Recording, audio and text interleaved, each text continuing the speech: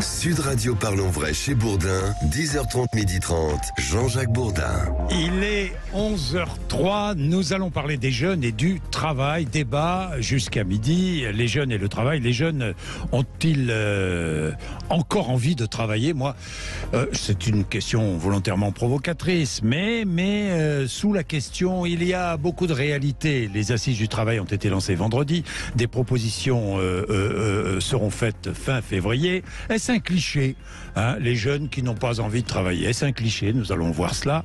Le sociologue Olivier Galland, qui est spécialiste de la jeunesse, explique, je le cite, les jeunes ne font plus du travail une obligation morale. C'est en ça qu'ils se démarquent des autres générations. Ils sont plus qu'avant motivés par l'intérêt du poste lui-même, par la mission, leur valeur maîtresse et l'ambition. Alors vous allez nous dire si vous êtes d'accord ou pas avec cette analyse, ce regard. 0826 300 300. Vous réagissez évidemment. Nous avons trois invités. Alors par ordre alphabétique, Jean-François Amadieu, qui est sociologue du travail, professeur à l'école de management de l'université Paris 1. Bonjour. Bonjour. Merci d'être avec nous. Ensuite, nous avons Frédéric Dabi, qui est directeur général de l'IFOP, auteur de La Fracture, édition Les Arènes. La Fracture, voilà. Bonjour. Édition Les Arènes. Je montre le livre de Frédéric Dabi. Et puis notre troisième invité, Léon Desfontaines, qui est responsable des jeunes au Parti communiste français, auteur de Pour que la jeunesse se fasse, aux éditions Le Temps des Cerises. Pour que la jeunesse se fasse au Temps des Cerises. Alors, les jeunes, une génération qui se croit maudite, Frédéric Dabi? Oui, puisqu'elle a quand même vécu, alors on ne parle pas du travail là, mais cette jeunesse, elle a vécu des chocs absolument terribles, le choc terroriste. Il ne faut pas oublier que le profil des attentats, des victimes d'attentats des terrasses, c'était ces jeunes. Ils ont connu le choc Covid, où ils sont restés chez eux, ils ont le sentiment d'avoir perdu les plus belles années de leur vie. Et on a une jeunesse... Pour ce livre, j'ai ressuscité une enquête IFOP des années 50, 60, 70 qui s'appelle La Nouvelle Vague, qui avait été faite avec l'Express et Françoise Giroud. La Nouvelle Vague, c'est pas le cinéma, c'est pas la chanson, c'est le nom que Françoise Giroud avait donné à ce type d'enquête et auprès des jeunes. Et la dernière avait été faite en 1999.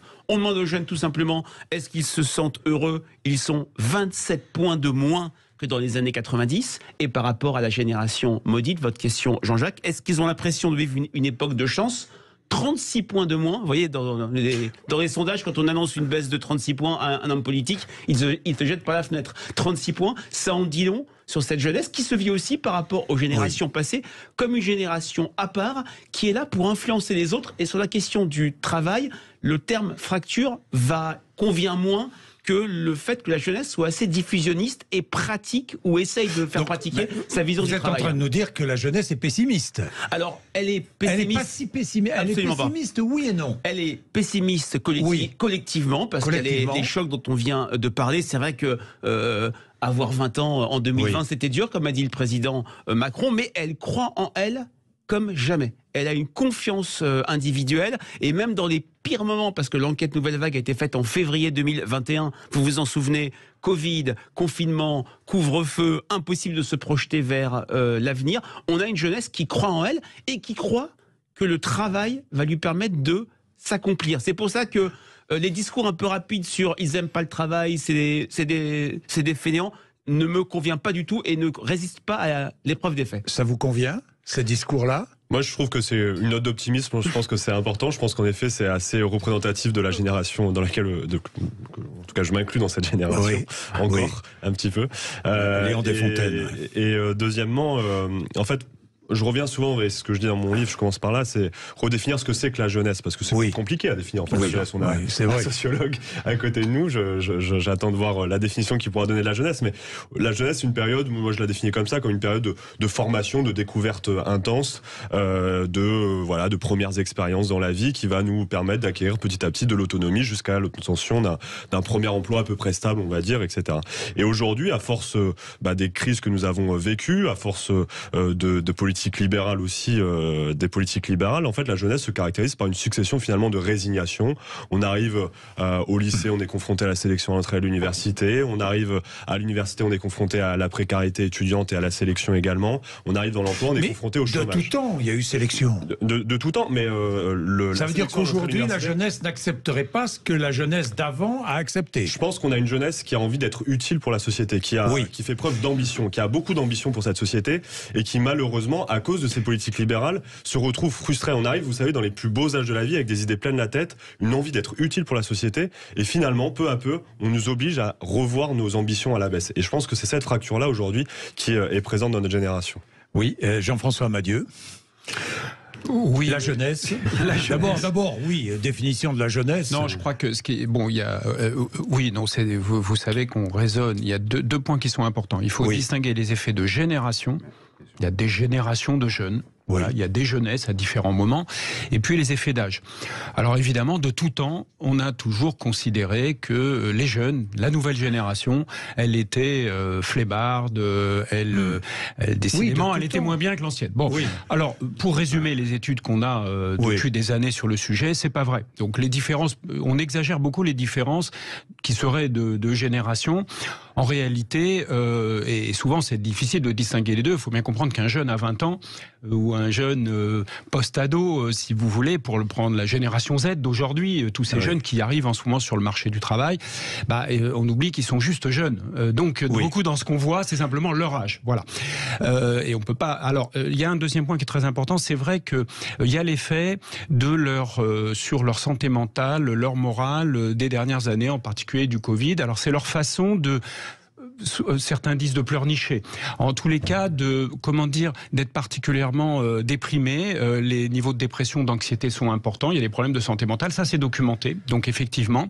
Alors après, sur le fait qu'ils soient victimes d'une sélection plus importante, aujourd'hui, par exemple, c'est un peu ma casquette d'universitaire que je prends, disons, dans les universités. Alors justement, tant en France qu'à l'étranger, c'est l'inverse. Justement, chez les jeunes. C'est ça qui est caractéristique. C'est-à-dire, par exemple, vous prenez le taux de réussite au baccalauréat, qui avait atteint 91% au moment du Covid, n'est pas redescendu. Il reste au-delà de 90%. Et en réalité, que ce soit pour le baccalauréat dans les universités, les taux de succès deviennent maximum. Au fond, on sélectionne moins qu'avant. Non, mais ce que je veux dire, c'est que pour les jeunes d'aujourd'hui... oui, mais c'est important. Ça tombe, l'argument de la sélection. Non, ce qui tombe surtout, ça c'est un point important, parce qu'on le voit aussi beaucoup dans le monde entier, c'est un phénomène international, c'est qu'on a des très jeunes qui aujourd'hui, dans les nouvelles générations, ont été habitués au fond à un succès, et un succès relativement facile, parce que les temps de travail dans le monde entier ont baissé, dans les universités par exemple, donc c'est le temps consacré aux études. Parfois il est vrai parce que les jeunes travaillent, mais surtout une baisse du temps consacré. Donc en fait ça crée une nouvelle génération qui, a le sentiment que les choses doivent arriver, mais arriver plus facilement. Alors c'est pour ça que parfois on dit, du coup, c'est une génération de moins travailleuses. Alors après, il y a un dernier point, et je voudrais terminer sur ce dernier point, c'est la question de ce qu'on dit souvent, mais on le disait également de la génération précédente, qu'on appelle les milléniums ou la génération Mi. On dit souvent que ces nouvelles générations, elles seraient tournées vers l'altruisme, les questions sociétales, et au fond, le bon vieux salaire, et puis les questions de carrière, de travail seraient moins importantes pour elles. Alors attention, là, on exagère ce point. Et beaucoup d'enquêtes nous montrent au contraire, d'ailleurs très récentes, que quand vous regardez, ce sont les personnes âgées qui, dans nos sociétés, sont les plus altruistes, les plus généreuses, les plus portées vers les autres. Et il n'est pas vrai de dire que les plus jeunes seraient forcément, naturellement, eux, au fond, moins tournés vers l'argent, plus tournés et plus dévoués envers les autres. Donc là, je crois qu'il faut être quand même prudent sur ça. Attention aux idées reçues et aux clichés. Oui, Frédéric Dabi, oui, allez-y. Oui, c'est vrai que les sondages, modestement, permettent de remettre les choses à leur place. C'est vrai que la différence entre cette génération et les générations passées, je partage votre avis sur les effets d'âge et de génération, c'est le rapport au politique. La jeunesse des années 80 était inquiète, était très marquée par les inégalités. On lui promettait des trucs, il y avait un chômage de masse, il y avait le sida, mais elle croyait que le politique pouvait changer les choses. Aujourd'hui, elle n'y croit plus. À l'élection présidentielle, c'était donné IFOP fiducial pour Sud Radio. On a 38% des primo-votants qui n'ont pas voté. Ça s'est jamais vu. Donc maintenant, ils vont croire, ils ont le sentiment que les solutions sont ailleurs. Par exemple, dans l'entreprise. Le regard sur l'entreprise, on va peut-être en parler. Oui, on va en parler, puisque le sujet, c'est les jeunes et le travail. Et beaucoup plus désidéologisé. Et c'est vrai que cette jeunesse croit beaucoup plus au travail que par le passé, mais la place du travail chez les jeunes, comme chez les autres, est moins importante qu'avant. Voilà. C'est autrement. La place du travail est moins importante. Et moins structurante. Il y a des chiffres très impressionnants que je vous donnerai. Oui, on va revenir là-dessus. On va revenir là-dessus juste après la pub. Je vais observer une petite page de pub. Il est 11h13. À tout de suite. Sud Radio Parlons Vrai chez Bourdin, 10h30, 12h30, Jean-Jacques Bourdin. Les jeunes et le travail, nos 3 invités. Jean-François Amadieu, sociologue, Léon Desfontaines, auteur de Pour que jeunesse se fasse aux éditions Le Temps des Cerises, et qui est responsable des jeunes du Parti communiste français, Frédéric Dabi, qui est directeur général de l'IFOP, auteur de La Fracture aux éditions Les Arènes. Alors, La Fracture, sous-titre de votre livre, comment la jeunesse d'aujourd'hui fait sécession, ses valeurs, ses choix, ses révoltes, ses espoirs. Elle fait vraiment sécession aujourd'hui, Léon Desfontaines? Est-ce qu'elle fait vraiment sécession? Je ne pense pas que ce soit la jeunesse qui fasse sécession. Je pense qu'il y a une évolution de la société. Et la jeunesse grandit dans une société et en réalité le reflet aussi. Parce qu'il n'y a ni slogan ni barricade. On ne la voit pas dans les rues, très peu la jeunesse. On la voit peu. Elle s'est mobilisée à l'époque contre Parcoursup en 2018 par exemple. Elle s'est mobilisée sur d'autres mobilisations, sur le climat, comme on cite régulièrement, etc. Mais en effet, il y a d'autres sujets. Mais moi, si vous voulez, globalement, j'ai l'impression qu'il y a quand même moins de mobilisation en effet que celle que j'ai pu connaître quand j'étais enfant, CPE. Qui étaient les premières grosses mobilisations. On voyait beaucoup de jeunes, enfin moi en tout cas que j'ai connu. Ça c'est un fait, mais aussi du fait qu'il y a une forme d'atomisation en fait en réalité de la jeunesse qui est beaucoup plus accrue. Je pense qu'il y a quelques décennies. Quand on le voit, le salariat des jeunes aujourd'hui, c'est un salariat qui est profondément dégradé avec une multitude de contrats précaires, que ça soit, et je mets les services civiques dedans, mais services civiques, l'intérim, elle pullule chez les jeunes, CDD, contrats courts et contrats d'exception. Et même aujourd'hui chez les étudiants, quand on regarde en fait les étudiants sont davantage isolés que ce qu'ils ne pouvaient l'être par le passé, aussi du fait de la responsabilité de l'éclatement des organisations de jeunesse, mais aussi parce qu'il y a eu une mutation des universités, notamment avec des mises en concurrence entre les universités, etc., qui ont eu pour provoquer en fait d'atomiser aujourd'hui quand on est jeune.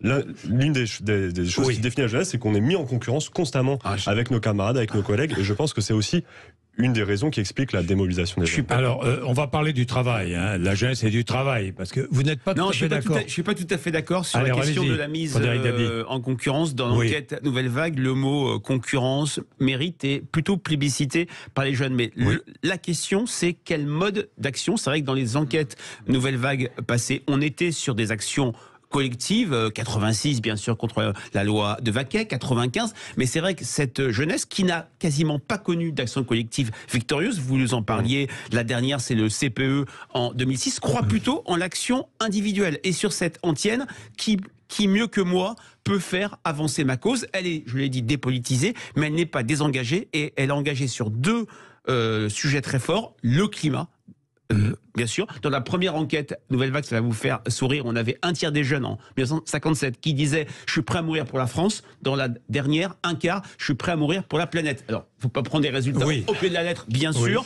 mais ça en dit long sur le changement de prisme. Et puis, elle est très mobilisée sur les inégalités. La différence, c'est que par rapport aux jeunesses passées, elle voit ces inégalités comme systémiques, voire entretenues par l'État. Ce n'était pas le cas dans les années 80. Alors, les jeunes conscients donc du creusement des inégalités, conscients de l'accroissement des exclusions et des désastres écologiques. Très bien. Bon, mais sur le terrain du travail, les jeunes, finalement, mettent en pratique ces consciences-là, puisque sur le terrain de l'écologie, par exemple, les jeunes ont envie de donner un sens à leur travail. Ça, c'est nouveau. Avant, on ne réfléchissait pas trop au sens que l'on donnait à son travail, ou moins qu'aujourd'hui.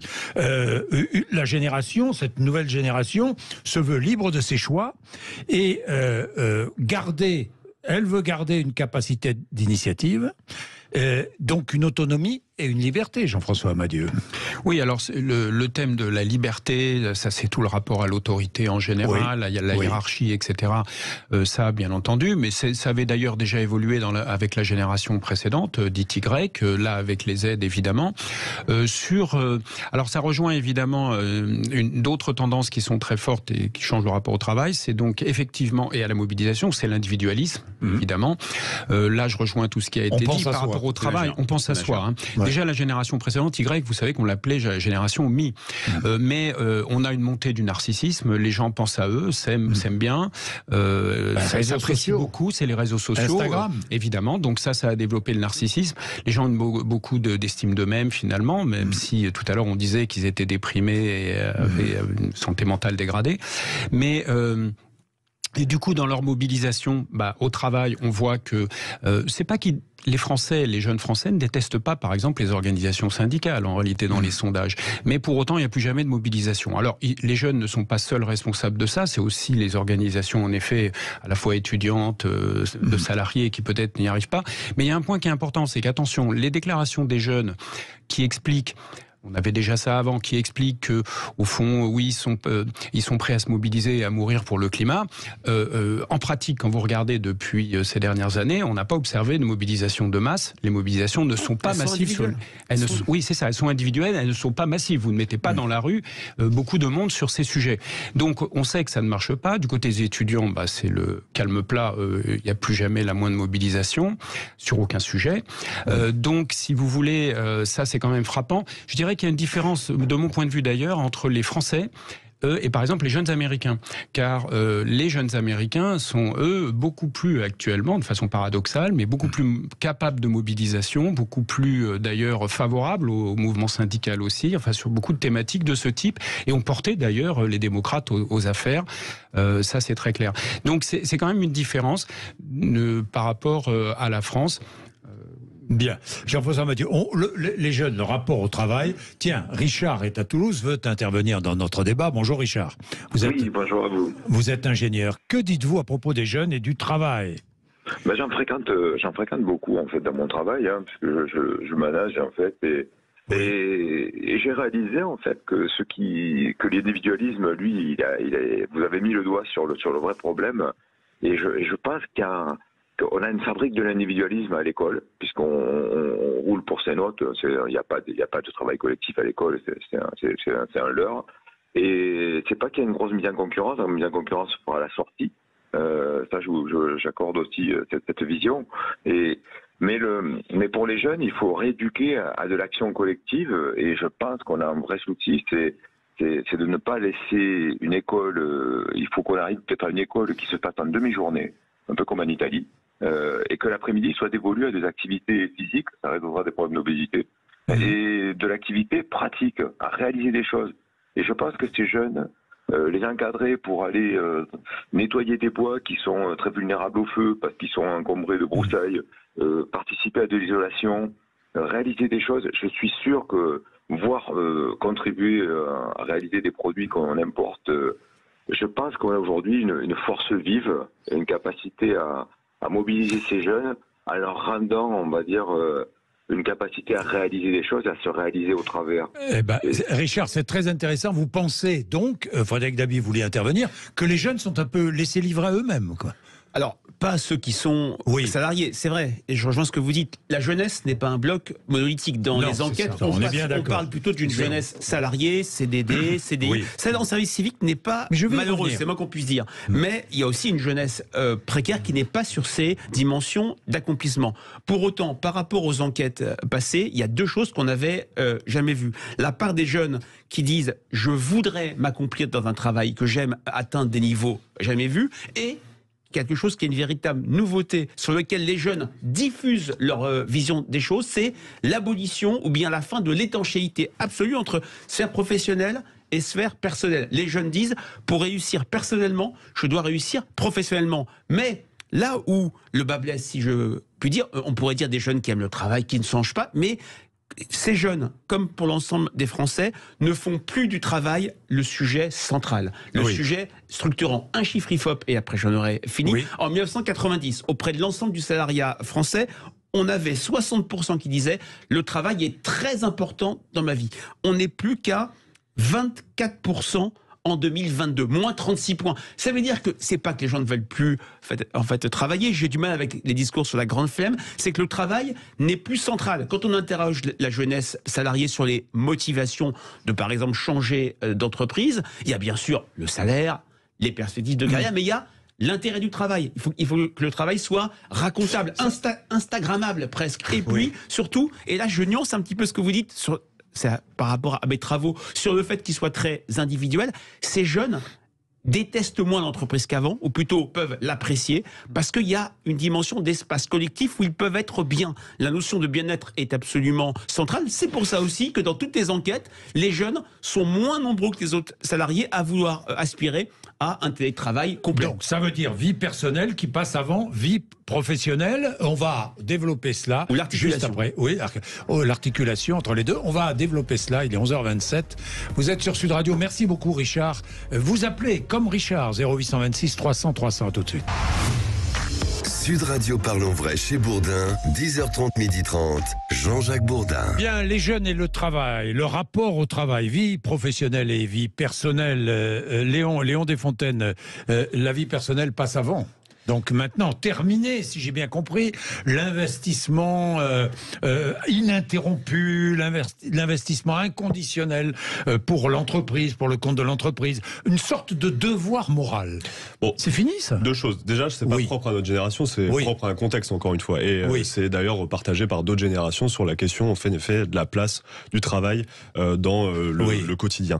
L'autre sujet, je pense qu'en fait, c'est le sens au travail. D'ailleurs, derrière ce sondage de 24% que vous dites qui la différence en tout cas par rapport à ce que vous aviez évoqué dans les années 90, aux études des années 90, c'est le sens du travail. À l'époque, on travaillait dans des filières, pour certains, prenons un exemple, l'éducation nationale. Moi, je connais des jeunes enseignants. J'ai un ami, jeune instituteur, qui a eu le concours, qui a démissionné cette année dans la Somme parce qu'en fait, il ne trouvait pas de sens. Il dit, mais je ne trouve pas de sens à mon métier, je me sens pas soutenu par ma direction, je ne me sens pas soutenu par mon ministère. Et en fait, la réalité, c'est que derrière, on a des jeunes, en réalité, qui démissionnent en effet de CDI, qui démissionnent des fois de la fonction publique parce qu'ils recherchent du sens. Ça paraît aberrant dans ce contexte actuel. Mais qui démissionnent aussi dans le privé. Et qui démissionnent même chose, parce qu'ils recherchent du sens. Et qui enchaînent, mais qui changent d'employeur régulièrement, ce qui n'était pas le cas avant. C'est ça. Et je pense qu'on a des jeunes qui aujourd'hui recherchent beaucoup dans le métier dans lequel ils veulent exercer du sens et du sens en adéquation avec leurs valeurs et du respect. D'ailleurs, le respect, une des notions qui revient régulièrement lorsqu'on discute des jeunes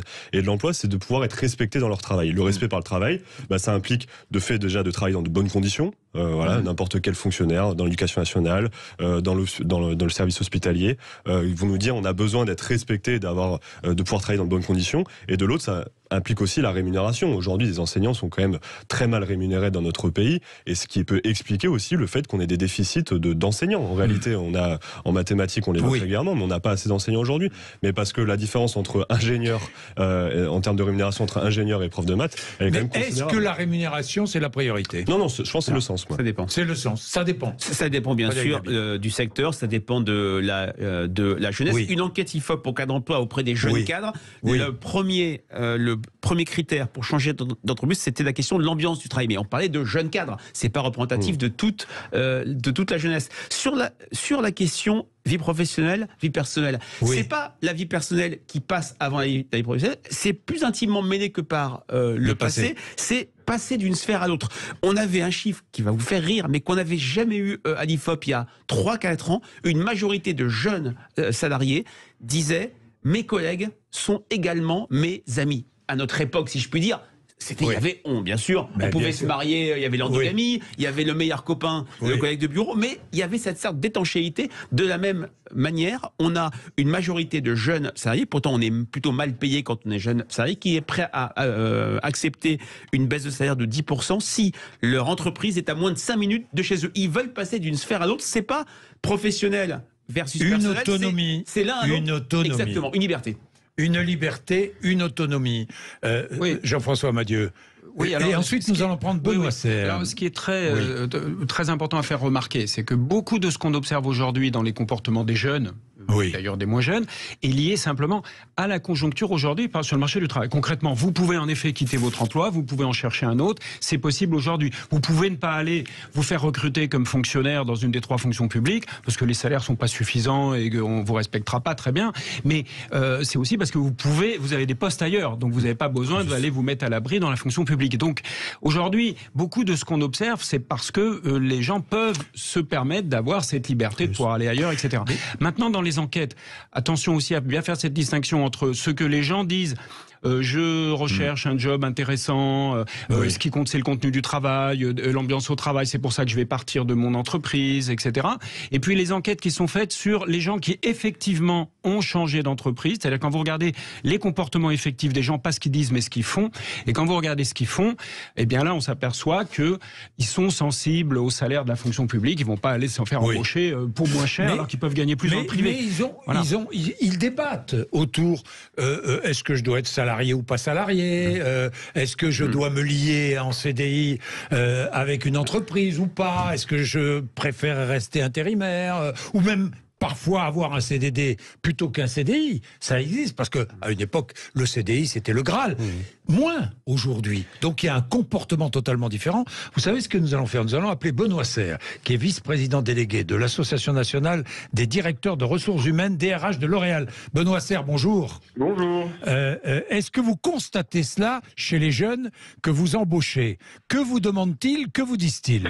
Oui, on constate ça. Alors, il faut tenir compte du fait qu'on est dans une phase conjoncturelle qui leur est extrêmement favorable. Hein. Oui. Mais indépendamment de ça, on constate effectivement, et je partage ce que disait Frédéric Dely à l'instant, le sujet, il n'est pas tellement télétravail, pas télétravail, ou sens ou pas sens, c'est je veux réussir à avoir... Est-ce que vous avez un modèle d'organisation du travail qui me permette d'avoir un équilibre de vie que je choisis moi-même?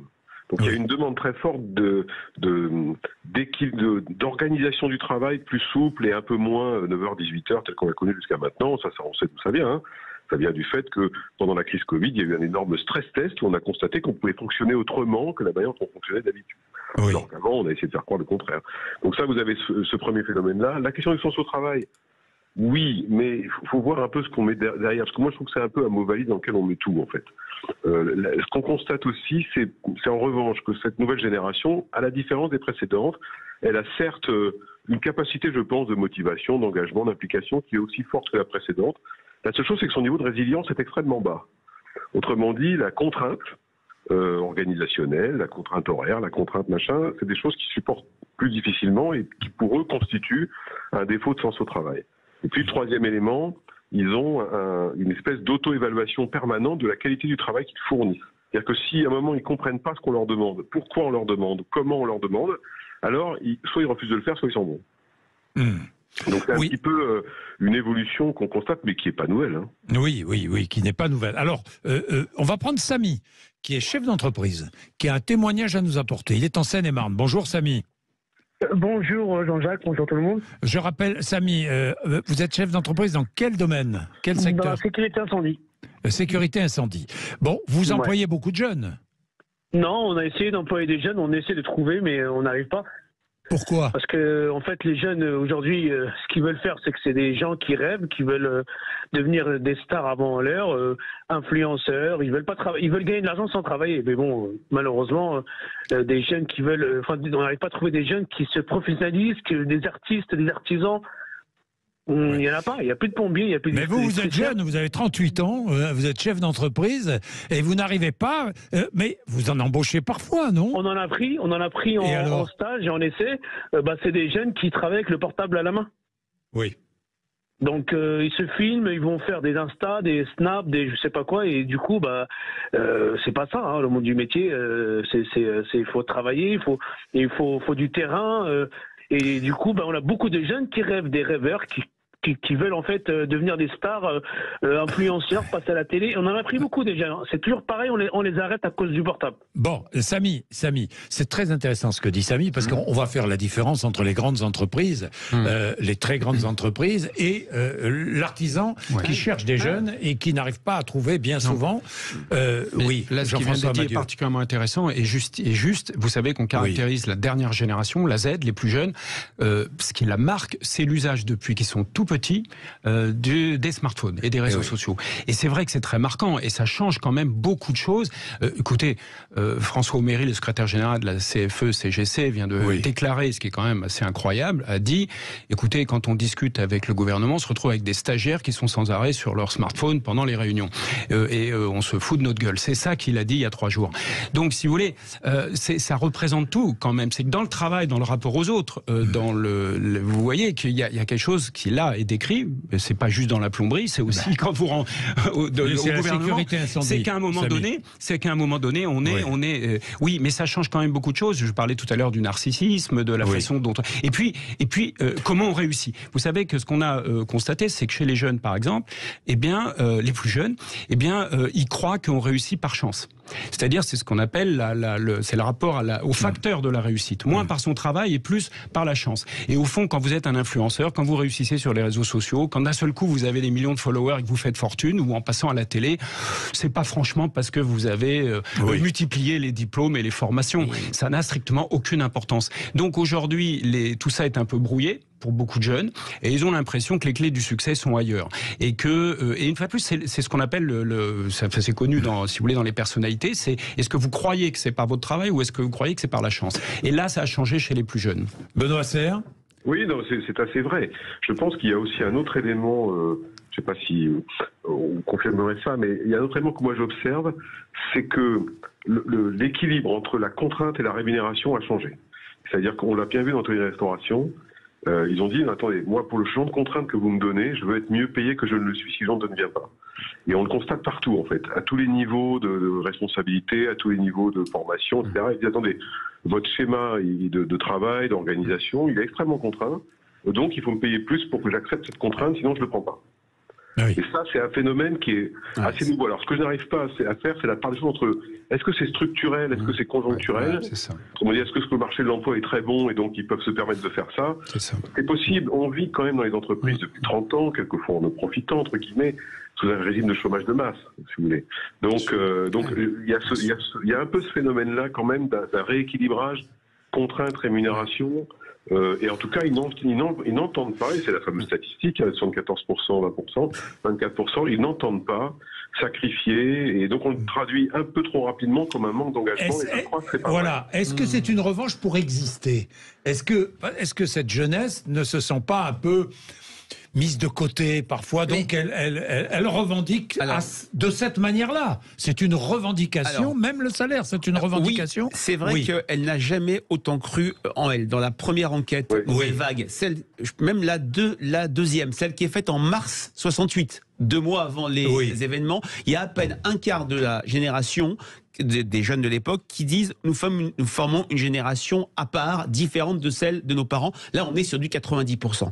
Maintenant, la question qui a été évoquée par Benoît Serre, ce point de crispation majeure touche toutes les générations. Je disais tout à l'heure pendant la publicité, je rappelais une enquête IFOP fiduciale pour Sud Radio diffusée vendredi dernier sur une question très simple, les sujets de priorité pour les Français, pouvoir d'achat, inflation versus chômage, il y a 20 points d'écart. Ça ne s'est jamais vu. L'injustice maintenant pour les Français, c'est pas le chômage, c'est le travail qui paye mal. Donc les jeunes, peut-être plus que les autres, mais comme les autres générations, ont l'impression que pour le travail fait... Mais c'est conjoncturel. Alors, je pense que c'est conjoncturel, mais c'est d'une conjoncture, pardon Jean-Jacques, qui comment dire, s'installe. On va pas dire que l'inflation va disparaître dans les 6 prochains mois. On a entendu ce matin Bruno Le Maire changer un peu de pied sur le fait que le plus dur était passé en matière d'inflation. On est quand même sur l'idée que le salarié, il perd par rapport au niveau de travail fourni. Ça ne veut pas dire que le travail, qu'on ne veut plus travailler, c'est qu'on souhaite ce rééquilibrage et il passe pas seulement par le salaire, il passe par la liberté, moins de contraintes. Il ne faut pas oublier comme le confinement a signé la mort du petit chef, si je puis dire, lorsqu'on était en télétravail. Donc c'est tout ce cocktail-là qui fait que le curseur s'est déplacé. Léon Desfontaines.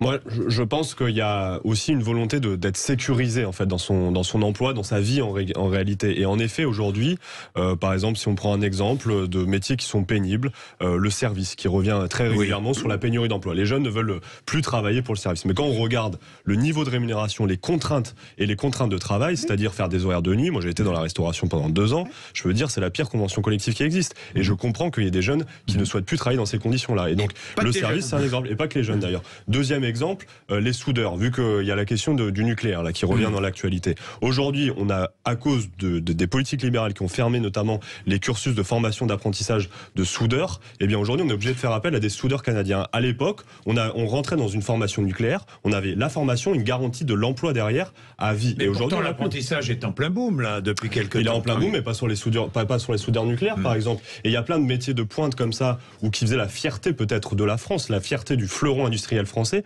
qui ont été cassés par différentes politiques libérales, qui font qu'aujourd'hui il y a une perte de sens en fait tout simplement sur les métiers. Et faire des apprentis pour faire des apprentis, en fait en réalité les jeunes ne trouveront toujours pas de sens dans ce qu'ils vont faire.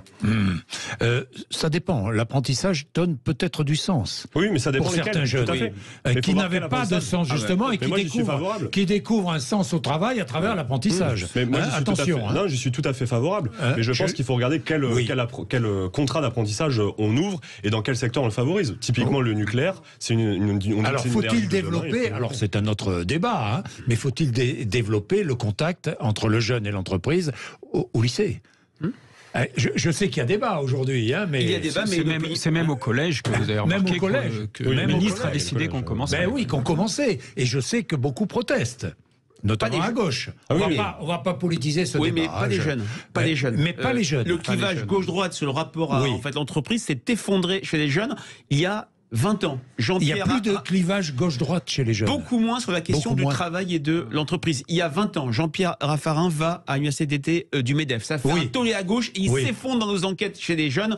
Maintenant, ça serait un non-événement que vous ne traiteriez même pas dans le sujet. Ça, c'est évident. Il est 11h45. À tout de suite sur Sud Radio. Sud Radio Parlons Vrai chez Bourdin, 10h30, 12h30, Jean-Jacques Bourdin. Bien, nous n'allons pas entrer dans le débat politicien, pas de... Bon, mais... En revanche, quand même, il y a pour les partis politiques des questions à se poser. À gauche, il y a gauche contre gauche, il y a la gauche du travail contre une autre gauche qui pense que le travail est à droite. C'est sûr, on l'a vu avec la sortie de Fabien Roussel. Objectivement, on ne pensait pas que ça ferait autant polémique à gauche. Le fait de dire qu'il fallait que le travail, redonner du sens au travail et que le travail paye mieux. Et je pense que c'est une phrase, pour le coup, qui fait beaucoup de sens, y compris dans les nouvelles générations, à dire que nous voulons réinvestir le travail. La gauche doit réinvestir le travail, non seulement avec 2 leviers, je pense, principaux, se dire que le chômage n'est pas forcément un horizon et qu'on peut lutter contre le chômage en ayant un projet politique en faveur de la création d'emplois, ce que proposait Fabien Roussel pendant l'élection présidentielle, et deuxièmement en revalorisant le travail, en redonnant des conditions de travail dignes, avec augmentation des salaires, et en effet, aménagement du temps de travail. Oui, encore une fois, je voudrais bien faire la différence entre une jeunesse qui est très... qui intervient beaucoup, interventionniste, une jeunesse que vous croisez dans les universités, et puis la jeunesse du quotidien, la jeunesse qui est dans l'apprentissage ou dans des domaines, effectivement, où il est difficile de travailler, où on n'est pas très bien payé, où on est obligé de se lever tôt, où... faut bien faire la différence. Il y a 7 millions de jeunes de 18 à 30 ans. Ça vous donne... et tous ne sont pas à l'université, bien sûr. 18-30 ans, vous avez des étudiants, vous avez des lycéens, vous avez des gens qui cherchent du travail, des gens qui sont en entreprise. Donc la jeunesse, c'est vrai qu'elle a été un peu homogénéisée par le moment Covid, où elle a pensé à peu près pareil, quelle que soit la situation, mais elle reste très différente. C'est pas un bloc monolithique. Mais sur les réseaux sociaux et même chez les politiques, c'est insupportable de voir mis en avant en permanence pour critiquer ou pour encenser le wokisme, des postures qu'on ne retrouve que chez une infime partie de la jeunesse. Non, Jean-François Amadieu? Infime partie, peut-être pas, mais... mais je vous dis ça, parce que les débats... Je suis content de faire ce débat autour de la jeunesse et du travail et de dépasser, effectivement... Oui, c'est tout le problème, c'est qu'il y a plusieurs jeunesses. Oui. Et évidemment, quand on raisonne en moyenne, ça marche pas, parce que évidemment, les jeunes qui sont wokistes, c'est une partie limitée. Ensuite, on peut pas comparer l'étudiant à celui qui est déjà au travail, est moins qualifié. Donc évidemment, ça n'a pas beaucoup de sens. De plus, il faut ajouter un autre point, c'est que la sensibilité à différents thèmes, comme la diversité, comme la question LGBT, comme peut-être les questions de laïcité, là aussi, dans la jeunesse, c'est extrêmement variable, selon ce que vous êtes vous-même et votre appartenance religieuse, par exemple. Bien sûr, donc tout le monde le sait. Donc c'est pour ça qu'il faut... mais parce qu'on a l'impression que les jeunes, que la jeunesse, ce n'est que ça. Si on écoute, si on regarde, si on écoute les médias et si on regarde les réseaux sociaux, ce n'est plus que ça. Je vais immodestement plaider pour ma paroisse. Les sondages, c'est pas la réalité, bien sûr. C'est une perception du réel, mais c'est infiniment plus représentatif que les 5 millions de Français sur Twitter, où il y a, à mon avis, 1 million de jeunes par rapport aux 7 millions dont je vous parlais. C'est vrai quand même qu'il y a des grands points de convergence dans cette jeunesse. La sensibilité au climat, ça touche vraiment tout le monde. La sensibilité aux inégalités et aux discriminations. Je disais tout à l'heure que dans une enquête pour Marianne, 4 jeunes sur 10 disaient qu'il y avait un racisme d'État en France. C'est le signe que le politique, pour une partie des jeunes, ne change plus les choses, n'arrive plus à résoudre les inégalités, mais c'est vrai qu'il y a une très très grande diversité, y compris s'agissant du travail. Léon Desfontaines. Très rapidement, on parlait tout à l'heure de l'éloignement des jeunes par rapport à la politique. Et en fait, en effet, c'est un problème que les politiques souhaitent s'adresser à la jeunesse avec des idées très polémiques, très polémistes, qui sont en réalité très marginales dans la jeunesse. Lorsque on voit, en effet, les thèses de Sandrine Rousseau n'infusent pas réellement dans la jeunesse, et en fait, beaucoup de jeunes, quand ils l'écoutent, se sentent finalement très éloignés de ce que peut être la politique ou de ce que peut être la gauche. En réalité, l'enjeu pour nous communistes, pour la gauche, ça va être d'aller rechercher justement tous ces jeunes qui ne croient plus en la politique pour aller les reconvaincre que la politique, c'est quelque chose qui peut parler de nos réalités. Et donc, c'est pour ça que lorsqu'on met les pieds dans le plat, lorsqu'on parle du travail notamment, et de la revalorisation du travail, je pense qu'on parle directement au quotidien de beaucoup de nos concitoyens, et notamment des plus jeunes. Mais il ne faut pas être pessimiste, Jean-François Madieu. Moi, je pense que... Non, mais j'ai l'impression, à travers tout ce que j'ai lu, que cette jeunesse est paresseuse, non, mais pas du tout. Non, mais on revient à la première question. C'est surtout qu'on l'a dit de tous les... Puisqu'on a parlé de la paresse. C'est surtout que la paresse des jeunes, on l'a dit de tout temps. Enfin, moi, je suis plus un perdreau de l'année. Franchement, on l'a toujours dit, les plus jeunes. Voilà. Donc, qui l'a dit? Ce sont les plus anciens. Oui, toujours.